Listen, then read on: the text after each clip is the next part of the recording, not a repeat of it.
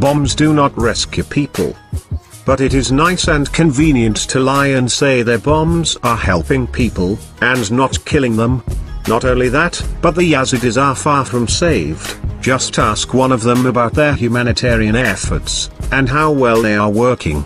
Oh, that's right, they are not working.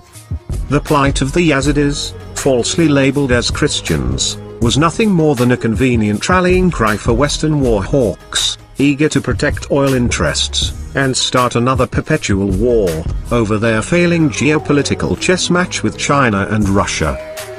The war propaganda conveniently claims that the United States will defeat ISIS, or IS, or ISIL, or whatever, by arming the mythical moderate rebels in Syria.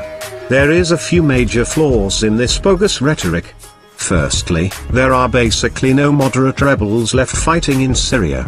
Even the mainstream Syrian rebels, better known as the Islamic Front, are Salafist militiamen, who would instill hardline Sharia law, if they won the war in Syria.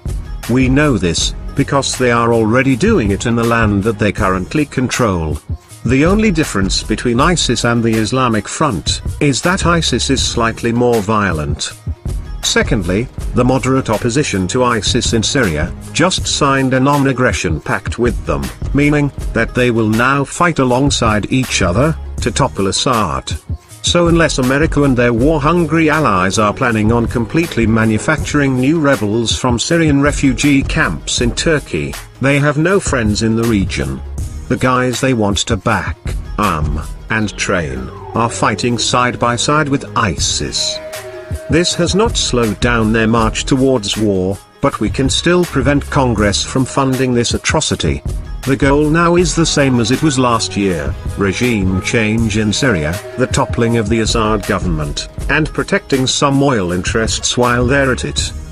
If you truly believe the United States is going to war with Iraq and Syria for humanitarian reasons, ask yourself why they were funding ISIS only a year ago while they slaughtered Christians.